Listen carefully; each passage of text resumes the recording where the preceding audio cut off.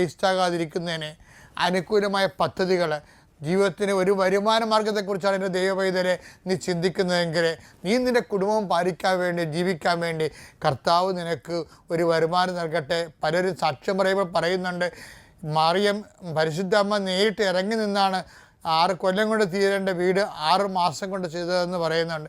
ഇതൊക്കെ പരമ്പരയായി നടക്കുന്ന അത്ഭുത സാക്ഷ്യങ്ങളാണ്. അതെല്ലാം അവകാശമാക്കാനും ഓഹരിയാക്കാനും നിനക്കും കഴിയട്ടെ എന്ന് പ്രാർത്ഥിക്കുന്നു. എൻ്റെ കർത്താവിൻ്റെ ഉന്നതമായ നാമത്തിൽ, സഭയുടെ അധികാരത്തിൽ, കുരിശിൻ്റെ അടയാളത്തിൽ കുടുംബം അനുഗ്രഹിക്കപ്പെടട്ടെ. നിത്യപിതാപുത്രനും പരിശുദ്ധാത്മാവുമായ സർവേശ്വരനെ എന്നേക്കും ആമേൻ.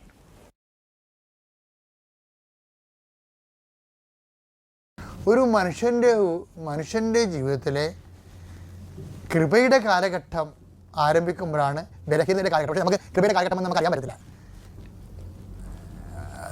നമുക്കത് ഫീൽ ചെയ്യുന്ന ബലഹീനതയുടെ കാലഘട്ടമായിട്ടായിരിക്കും. അത് നിങ്ങൾ ശരിക്കും ക്രിസ്ത്യൻസ് പ്രത്യേകിച്ച് ശ്രദ്ധിക്കണം. കൃപയുടെ കാലഘട്ടം എന്ന് പറയുമ്പോൾ നിങ്ങളവർക്ക് എംപവറിങ് ആയിരിക്കും. അവിടെ സുവിശേഷ വേല, ഇവിടെ സുവിശേഷ വേല, അവിടെ രോഗശാന്തി, ഇവിടെ രോഗശാന്തി എന്നൊക്കെ പറയുമ്പോൾ ചിലപ്പോൾ അത് ശുശ്രൂഷയുടെ കാലഘട്ടമാണ്. കൃപയുടെ കാലഘട്ടം എന്ന് പറഞ്ഞാൽ പലപ്പോഴും റോമായിൽ ചെന്നപ്പോൾ ഞാൻ ഛർദ്ദിച്ച് ഫ്രാൻസിൽ വെച്ചും ഛർദ്ദിച്ച്. എൻ്റെ കൂടെ കൊണ്ടുവന്ന് വിജയകുമാറിനെ പോലും അറിയിച്ചിട്ടില്ല ഞാൻ ഛർദ്ദിച്ച കാര്യം. കഴിക്കണപ്പം തന്നെ ഛർദ്ദിച്ച് പോകും. ഒരു പ്രസവം കഴിയുമ്പോൾ ഞാൻ ഇതൊന്ന് വിറക്കും. എനിക്ക് കാര്യങ്ങളറിയാം. എന്താ കാര്യം? കർത്താവ് എന്നെ ബലഹീനമായിക്കൊണ്ടിരിക്കുന്നു. ഇത് കേൾക്കുമ്പോൾ നിങ്ങൾക്കിടെ ഒരു കർത്താവിൻ്റെ ശുശ്രൂഷ തന്നെ ഏറ്റെടുത്ത് ചെയ്തിട്ട് പോലും നമ്മുടെ അനുഭവങ്ങൾ നെഗറ്റീവാണ്.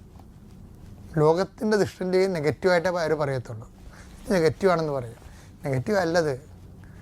അത് കർത്താവിൻ്റെ കൃപ പ്രവർത്തിക്കാൻ വേണ്ടി നമ്മുടെ കഴിവ് കൊണ്ടല്ല.